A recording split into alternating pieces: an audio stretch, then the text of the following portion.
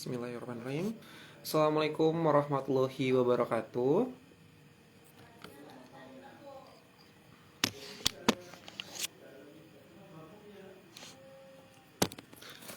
Selamat malam untuk Bapak Ibu Guru yang insya Allah menyaksikan seminar pada hari live Facebook di GGDN Grup Guru Dahsyat Nusantara. Alhamdulillahirrahmanirrahim. Puji syukur kehadirat Allah Subhanahu wa Ta'ala, karena hari ini insya Allah kita masih dapat bertemu meskipun secara virtual ya, di live Facebook di grup Guru Dahsyat Nusantara. Salawat dan salam selalu kita sanjungkan kepada Nabiullah Muhammad Sallallahu Alaihi Wasallam, yang insya Allah kita adalah umatnya yang akan mendapatkan syafaatnya nanti di yaumil akhir kelak. Amin ya rabbal alamin. Dan yang saya hormati tentunya Bapak founder kita, Bapak Riswanto.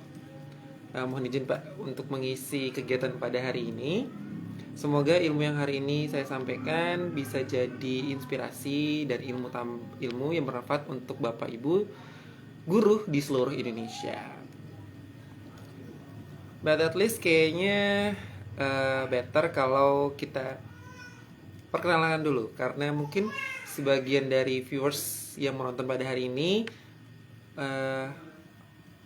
pendatang baru, dan semoga aja bisa bergabung dengan kami GGDN yang dipimpin oleh Pak Resmanta ya. Perkenalkan, saya Ferdi Sopran Wamala. Saya bertempat tugas sekarang di SD Islam Al-Azhar 50 Bandar Lampung. Dan tentunya saya berdomisili di sini di Kota Bandar Lampung, Provinsi Lampung. Untuk pendidikan, saya menempuh pendidikan S1 Pendidikan Bahasa Inggris, S1 Pendidikan Guru Sekolah Dasar, dan saya telah menyelesaikan pendidikan profesi guru untuk bahasa Inggris. Untuk riwayat mengajar, saya pernah di UPT Lembaga Bahasa UM Metro sejak tahun 2012. Lalu ikut program Lampu Mengajar dari tahun 2015 sampai 2019. Lalu saya mulai menetap mengajar di SD Islam Al-Azhar 50 Bandar Lampung sejak tahun 2019 hingga sekarang. Untuk beberapa kegiatan, kebanyakan saya di bagian sharing dari komunitas remaja positif, duta kebudayaan, putra putri bangunan, sampai GGDN, dan terakhir bergabung di guru YouTubers di GGDN.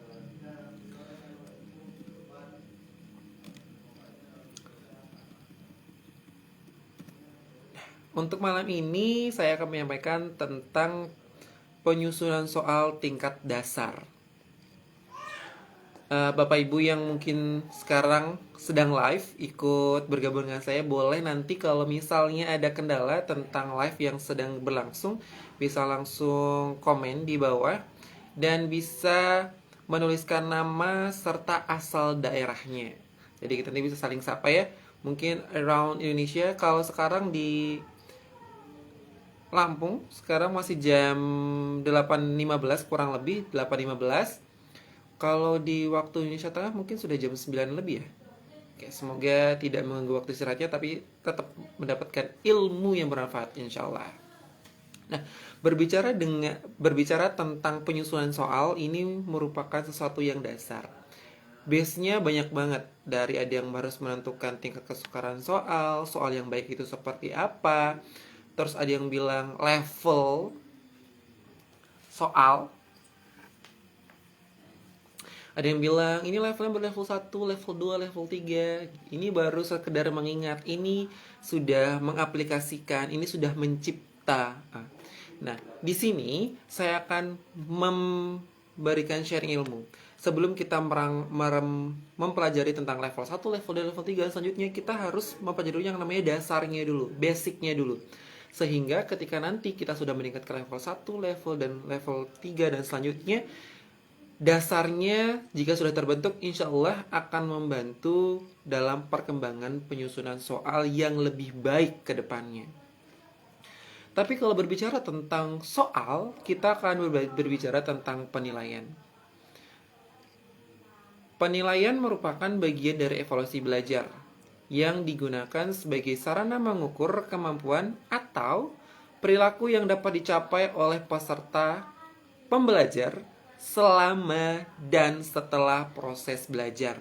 Nah, bisa aja kita temukan ya penyampaian soal ini ketika kita sedang belajar, proses sedang berlangsung, ataupun setelah pembelajaran selesai, sehingga kita dapat mengetahui hasil belajar dari pembelajar atau yang kita sebut dengan peserta didik atau siswa. Kompetensi yang diukur mencakup pengetahuan atau knowledge, keterampilan atau skill, dan sikap, yaitu attitude. Nah, seiring berkembangnya kurikulum yang ada di Indonesia, dan sekarang sudah ada kurikulum Merdeka Belajar ya, atau sebagian dari kita menyebutnya prototype. Lebih berkembang lagi. Kalau kemarin proses dan hasil, nah, prosesnya sangat dekat dengan proses, dan kalau yang di Merdeka Belajar lebih bagaimana kita mengetahui kondisi kita sebagai guru dan siswa sehingga menyesuaikan. Nah, ini benar-benar sangat relevan dengan apa yang mau saya sampaikan. Jadi kalau kita udah tahu nih dasarnya, sehingga kalau kita mau mengembangkan sesuatu, kita dapat berkembang dengan dasar yang baik. Penilaian terutama dilakukan terhadap apa yang ingin dicapai dalam proses pembelajaran yang dilaksanakan.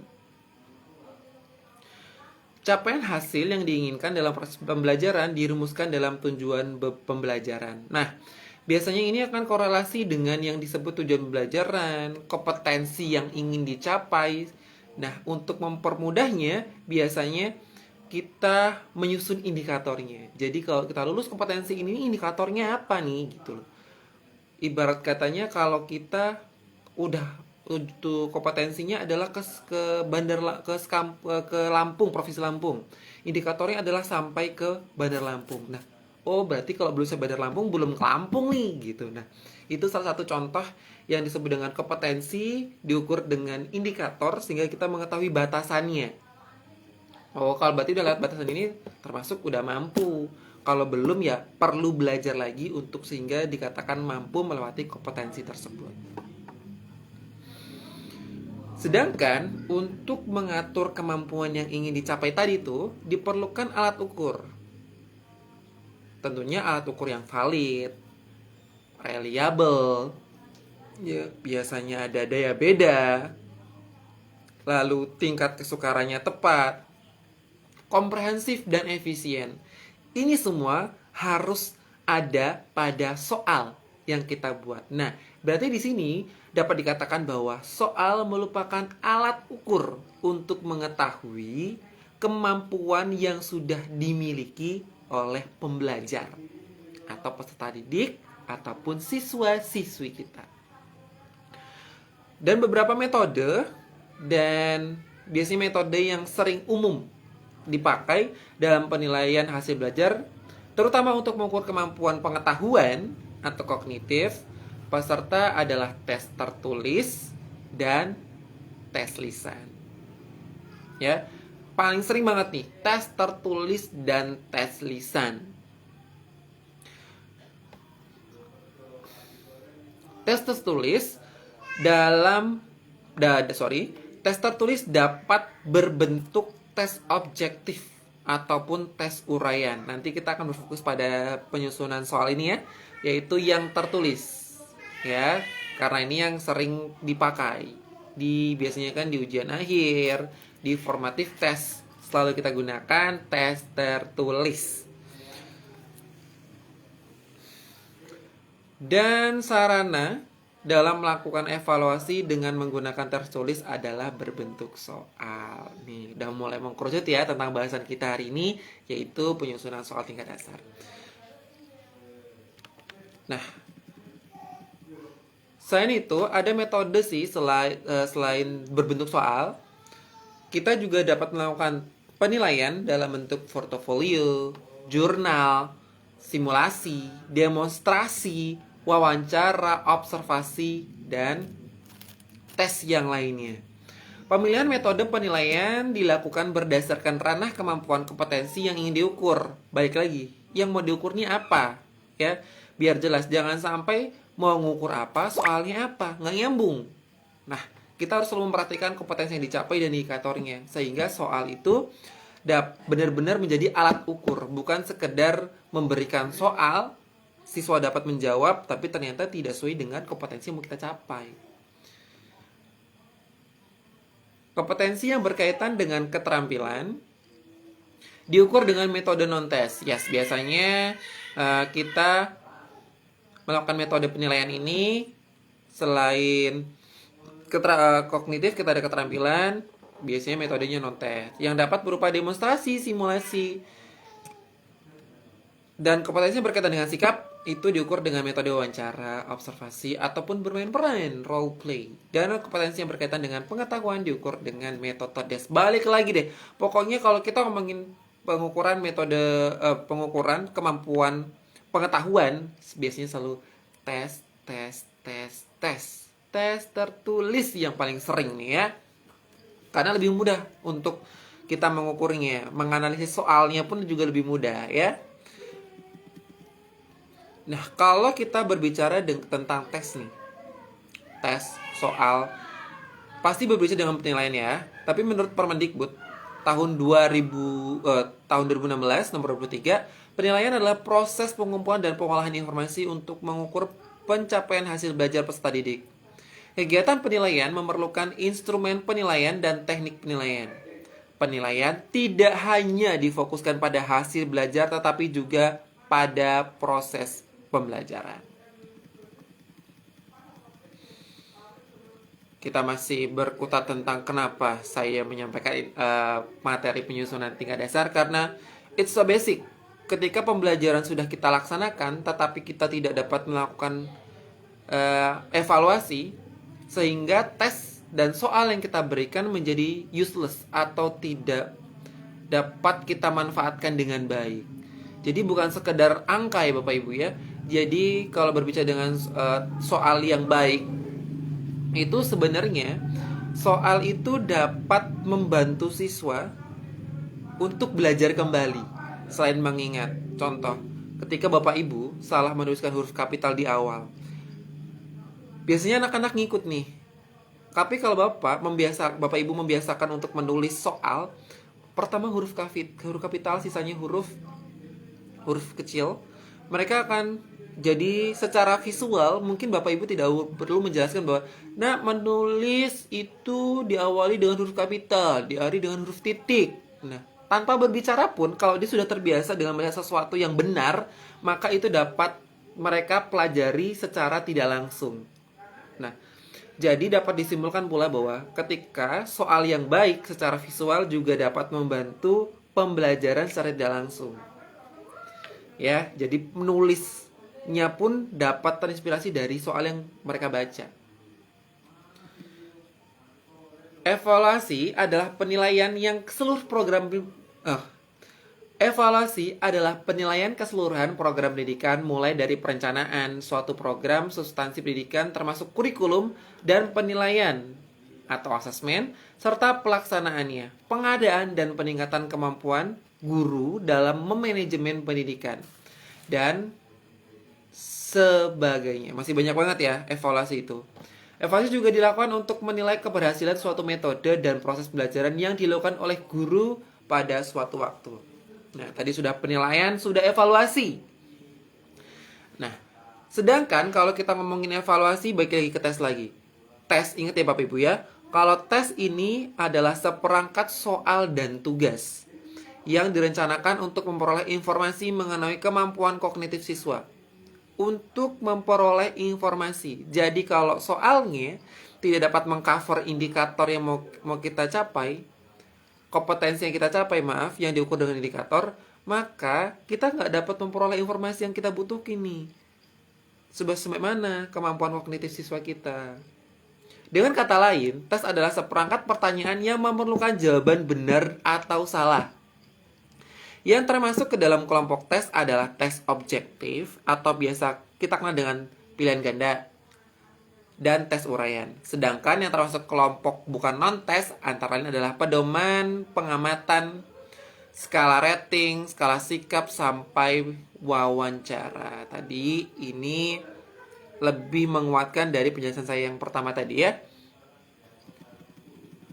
Nah, menurut Kamus Besar Bahasa Indonesia atau KBBI, arti soal adalah apa yang menuntut jawaban dan sebagainya. Pak, Bu, jangan sampai terulang. Pernah ada waktu itu di kecamatan atau di kabupaten malah, seorang guru ditugaskan untuk membuat soal, tetapi ternyata ada soal bonus. Aduh, sayang banget kalau Bapak Ibu guru sampai ada namanya soal bonus. Sedangkan udah jelas tuh, soal adalah yang menuntut jawaban. Jadi harus ada jawabannya. Jangan sampai tidak ada jawabannya. Ini hal kecil, tapi sesuatu yang harus diperhatikan ya Bapak Ibu ya. Apalagi sudah diberikan amanah untuk membuat soal. Jangan sampai kita memberikan soal bonus kepada anak-anak. No, tidak ada lagi yang namanya soal bonus Bapak Ibu ya. Tes akan berarti apabila tes tersebut terdiri dari butir-butir soal yang menguji. Jadi, langsung dari kesimpulan yang tadi, yang sudah penjabaran panjang tadi, dapat dikatakan bahwa evaluasi adalah sebuah penilaian dan tes adalah alat untuk menilai yang terdiri dari butir-butir soal. Tes akan berarti apabila tes tersebut terdiri dari butir soal yang menguji seorang pembelajar. Sudah sangat jelas ya pengertian dan definisi dari tes atau soal.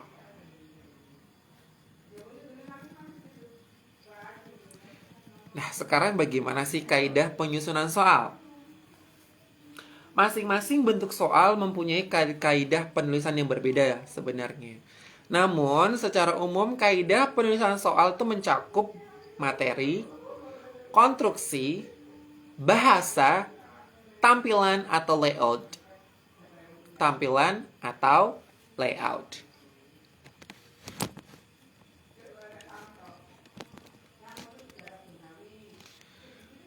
Oke, pada kaidah penyusunan soal, pada aspek materi, ada 3 poin penting. Yang pertama, soal yang dibuat harus sesuai dengan indikator yang ditetapkan. Kalau yang kurikulum 13 sudah ada indikatornya ya, jadi memudahkan kita sebagai guru. Jadi kita nggak perlu mencari untuk mencapai kompetensi ini, kira-kira indikatornya apa aja ya. Dulu waktu KTSP dan KPG kita harus menentukan ya Bapak Ibu ya. Sebenarnya perkembangannya itu bertingkat sih sebenarnya. Kalau Bapak Ibu sudah memahami setiap kurikulum dan ada perubahan, itu tidak terlalu signifikan.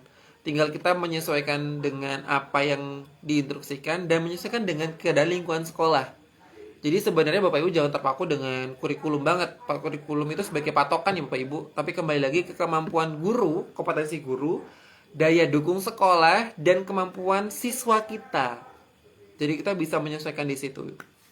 Yang kedua, pilihan jawaban yang diberikan harus homogen dan logis. Kita lagi ngomongin kalau saya bahasa Inggris ya Bapak Ibu ya. Kalau misalnya ngomongin vocab tentang part of face, bagian wajah nih, saya fokus ke bagian wajah. Tetapi ternyata tidak homogen. Pilihan jawabannya ada yang pakai hand, ada yang pakai leg. Sedangkan kita fokus pada wajah. Sehingga jawaban itu menjadi logis dan sama. Mereka punya kemampuan berpikir yang kritis, tapi masih level yang paling bawah. Minimal di situ tuh. Jadi jangan terlalu memberikan pilihan soal, apalagi pilihan ganda yang jawabannya udah jelas salah nih, gitu ya. Jangan sampai siswa menentukan pilihan jawaban ini jelas-jelas salah. Jadi mereka nggak harus berpikir ulang untuk deleting atau menghapus pilihan jawaban tersebut. Dan yang ketiga adalah setiap soal hanya memiliki satu jawaban yang benar, kecuali sekarang sudah ada yang namanya pilihan ganda kompleks, yang mereka memungkinkan lebih dari satu jawaban. Biasanya di bagian head atau bagian atas itu sudah dituliskan kalian dapat memilih jawaban lebih dari satu. Itu terkecuali ya. Yang dimasukkan di sinilah benar-benar ada jawaban yang benar. Itu adalah poin penting untuk materi dalam pembuatan soal. Sekarang kita akan move ke konstruksi Bapak Ibu ya. Ke konstruksi. Nah, pada bagian konstruksi ada 7 poin penting di sini. Yang pertama adalah pokok soal harus dirumuskan secara jelas dan tegas. Yang kedua, soal jangan mengandung pertanyaan yang bernegatif ganda. Maksudnya adalah berikut ini yang tidak termasuk golongan AFES contohnya. Kecuali sudah di depannya tidak, di belakangnya kecuali. Sangat tidak boleh Bapak Ibu ya. Salah satu aja.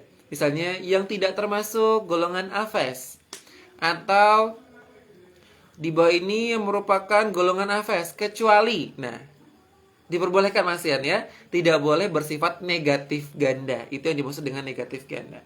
Yang ketiga adalah panjang rumusan pilihan jawaban harus relatif sama. Ini biasanya kita punya pilihan jawaban yang atasnya cuma beberapa kata, yang bawah panjang sekali. Contoh, misalnya kita di bawah ini merupakan ciri-ciri makhluk hidup gitu ya. Yang di bawah udah ada 3, ternyata yang pilihan terakhir cuma ada 1. Jadi harus sama. Kalau masih 3, 3 semua. Kalau 2, 2 semua gitu ya. Jadi harus relatif sama. Kemarin ada yang sempat bertanya bahwa Pak, misalnya ini ada 5 nih gitu, apakah harus 5 semua, kita harus ganti dengan yang lain? Enggak gitu maksudnya. Ini yang saya katakan relatif. Misalnya kalau misalnya 5 ya mungkin pilih jawabannya untuk jawaban yang salah ada 4, atau kelebihan ada 6 gitu. Itu boleh. Itu kan nggak terlalu jauh bedanya. Kalau misalnya ada 5 berarti boleh opsinya 4 atau 6 gitu. Yang keempat, pilihan jawaban yang mengandung semua pilihan jawaban di atas salah atau semua pilihan jawaban di atas benar. Ini alhamdulillah sih, sudah hampir 3-4 tahun ini saya sudah jarang banget menemukan ada A, B, C yang D semua pilihan jawaban di atas salah atau semua pilihan jawaban di atas benar. Waduh, dihindari ya Bapak Ibu ya. Jangan sampai mengandung atau pilihan jawaban seperti itu. Lebih baik kalau Bapak Ibu ingin memberikan pilihan jawaban yang ada 2, seperti saya bilang tadi yang di sebelumnya, bisa memberikan opsi pilihan ganda kompleks. Jadi memungkinkan jawaban lebih dari 1. Yang kelima, pilihan jawaban berbentuk angka dan harus disusun berdasarkan urutan besar kecilnya. Urutan besar kecilnya. Nah, harus diurutkan Bapak Ibu. Misalnya jawabannya, misalnya ini matematika. Jawabannya 3. Bapak memberinya A, 3, B, 4, C, 5, D, 6 gitu. Atau misalnya Bapak Ibu ingin merubahnya seperti 25, 52. Nah, usahakan tetap mengurutkan dari yang terkecil, yang terbesar, atau yang dari besar, yang kecil. Secara konstruksi juga, yang keenam ada gambar grafik, ada tabel, diagram, jenisnya pada soal harus jelas dan berfungsi. Jangan sampai ada gambar tapi nggak berfungsi. Contohnya ada grafik, atau misalnya biasanya ada contoh hidup rukun. Nah, gambar hidup rukun yang ditampilkan di soal itu harus ada soalnya yang berhubungan dengan gambar. Jangan sampai karena temanya hidup rukun, gambarnya ada, tapi soalnya tidak berhubungan dengan apa yang ada di gambar. Dan tidak boleh bergantung pada, yang terakhir yang ketujuh, butir materi soal jangan bergantung pada jawaban soal sebelumnya. Yang di atas jawabannya bumi, yang di bawah bumi merupakan, saling sambung menyambung. It's not good. Salah ya, Bapak Ibu. Nah, untuk pada kebahasaan itu setiap buat soal harus menggunakan bahasa yang kaidah bahasanya benar. Yes, benar banget. Kalau kita lagi ngobrol seperti ini nggak masalah ya, kita agak bercampur-campur, atau misalnya kita ada bahasa slang language kayak misalnya nggak bisa Bapak Ibu ya gitu. Jadi kalau menulis soal harus sesuai dengan kaidah bahasa yang benar. Dan jangan menggunakan bahasa yang berlaku setempat. Udah slang language pakai bahasa daerah, kecuali memang pembelajarannya bahasa daerah ya. Dan yang ketiga, pilihan jawaban yang mengulang kata atau frase yang bukan merupakan satu kesatuan pengertian. Itu juga nggak boleh itu dalam tata bahasa. Dan yang terakhir nih Bapak Ibu, tentang penulisan atau layout. Nah, Bapak Ibu guru, ini sering banget masih saya temui ketika saya sedang cek atau sebagai validator soal. Di sini nih poinnya saya akan secara random,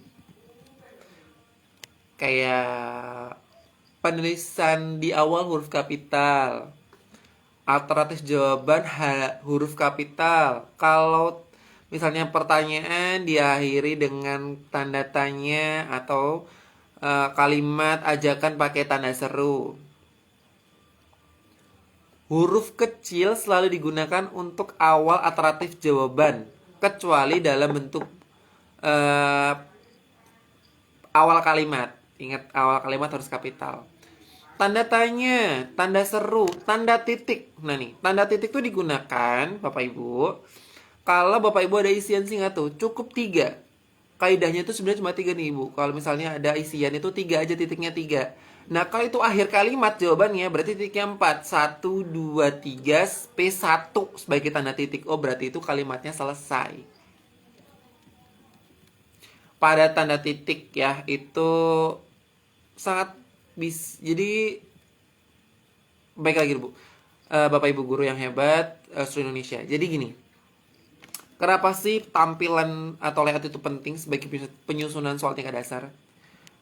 Ketika Bapak Ibu sudah terbiasa untuk menuliskan huruf kapital di setiap kalimat, tanpa Bapak Ibu menjelaskan secara berulang kepada peserta didik, pada saat mereka mengerjakan soal, terbiasa dengan awal itu huruf kapital, secara nggak langsung mereka tuh belajar.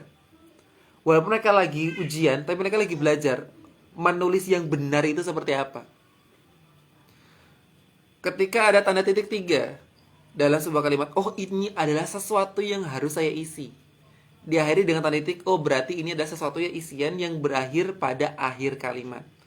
Sehingga mereka juga dapat dapat menjawab pertanyaan dan dapat mempermudah mereka untuk memahami sebuah kalimat, apalagi dalam melengkapi sebuah kalimat. Soalnya jenisnya melengkapi sebuah kalimat. Dan jangan lupa ketika Bapak Ibu menggunakan kosakata bahasa asing, itu jangan lupa Bapak Ibu untuk memberikan tanda. Contoh kalau misalnya pakai komputer, ya pakai komputer lah nggak mungkin ya. Kalau kita bikin soal pakai tulis tangan, sudah sekarang kan kemajuan teknologi, Bapak Ibu harus upgrading diri. Jangan lupa untuk kasih italic atau dimiringkan tulisannya sehingga menandakan bahwa ini memang kata asing nih. Ada beberapa Bapak Ibu yang kadang menuliskan nama anak, nama di awal kalimat. Nah, kalau emang itu nama kan nggak perlu miring tuh Bapak Ibu. Tapi kalau nama itu seperti kata mengandung kosakata bahasa asing, tapi kalau nggak dimiringin, oh udah jelas berarti ini sebenarnya itu nama, bukan kosakata asing yang harus saya pahami berulang. Oke ya. Itu adalah beberapa penjelasan tentang kaidah penyusunan soal yang berupa materi, konstruksi, kebahasaan, serta tampilan. Nah, ini yang terakhir Bapak Ibu ya. Ini yang terakhir.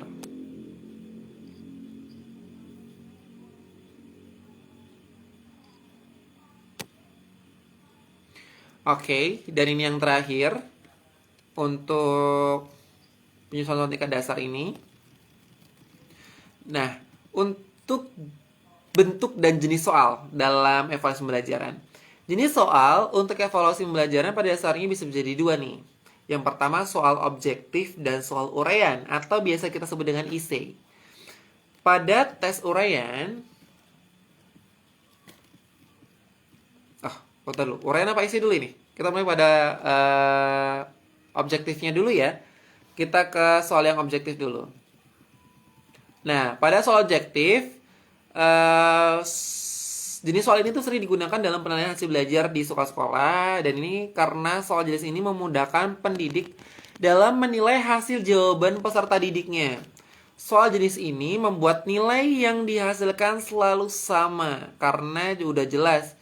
Kalau benar dapat poin 1, kalau salah 0. Kalau benar poinnya 10, kalau salah 0. Yang benar berapa dikalikan 10, itulah nilainya. Gampang ya. Maka ini sering digunakan di sekolah-sekolah dan Bapak Ibu guru biasanya, dan saya sendiri pasti menggunakan soal objektif. Walaupun guru dan pendidik yang menilainya berbeda, kalau udah ada soalnya, ada jawabannya, terus ada rubriknya yang jelas, maka hasilnya juga bakal sama. Nah, jenisnya itu ada 4 nih. Soal benar salah atau saya bisa sebut dengan true false. Lalu soal dengan menjodohkan, matching. Lalu tes uraian isian singkat, fill in the test.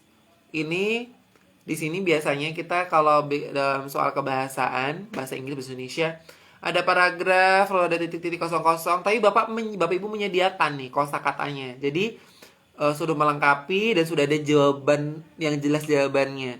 Ya, mungkin yang salah ketuker. Hampir sama dengan menjodohkan. Bedanya menjodohkan udah langsung, kalau filling the test ada 2 opsi, bisa Bapak Ibu kosongkan atau sudah dikasih pilihan jawabannya. Apa saja kosakata yang dimasukkan untuk melengkapi isian tersebut. pilihan ganda. Udah jelas multiple choice. Multiple choice pun ada 2 sih sekarang berkembangnya. Jadi pilihan ganda dan pilihan ganda kompleks. Pilihan ganda hanya ada 1 jawaban benar. Dan kalau pilihan ganda kompleks ada lebih dari 1 kemungkinan jawaban yang betul.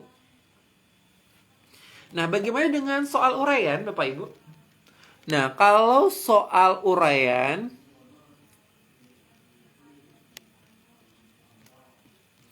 adalah pertanyaan yang membuat peserta didik harus menjawab dengan cara menguraikan, menyebutkan, menjelaskan, membandingkan, serta memberikan alasan atau dalam bentuk yang lain sejenisnya. Hal ini sesuai dengan pertanyaan-pertanyaan yang diberikan. Peserta didik harus bisa menggunakan kata-kata dan bahasanya sendiri.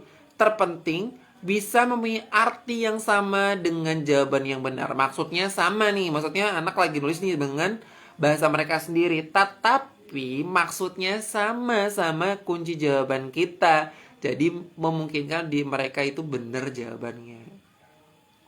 Nah, dalam tes seperti ini, peserta didik itu atau siswi kita dapat mengasah kemampuannya untuk mengingat, memahami, mengungkapkan apa yang dipikirkan dan diingatnya dalam proses belajar. Dan tes uraian ini dibagi jadi 3 ya Bapak Ibu ya. Yang terakhir, biar gak kebanyakan ya. Tes uraian dengan pertanyaan bebas. Nah, ini jelas seperti apa yang kamu lakukan sepulang sekolah, contohnya. Apa yang kamu lakukan setelah liburan, gitu. Banyak nih bebas ya. Tes uraian dengan pertanyaan terbatas. Nah, kalau yang terbatas ini maksudnya benda jatuh ke bawah karena adanya gaya titik-titik. Udah tahu jawaban nih, kan terbatas nih. Ya cuma gaya gravitasi, mau apa lagi kita. Terus proses uraian dengan pertanyaan terstruktur. Ini maksudnya tuh bentuk antara soal uraian dan soal objektif. Ini nih hampir sama nih. Jadi soal pertanyaan dalam bentuk tes ini nantinya membuat jawaban yang diperoleh adalah jawaban-jawaban singkat sekalipun bersifat terbuka dan bebas jawabannya. Contoh nih, sebutkan hewan yang memakan rumput. Kan banyak ya Bapak Ibu ya. Kita juga nggak bisa kasih berapa jumlah jawaban yang benar. Tapi terbatas. Nggak mungkin anak-anak mau jawab anjing. Udah salah tuh. Meskipun pertanyaannya terlihat terbuka, tapi tetap terstruktur.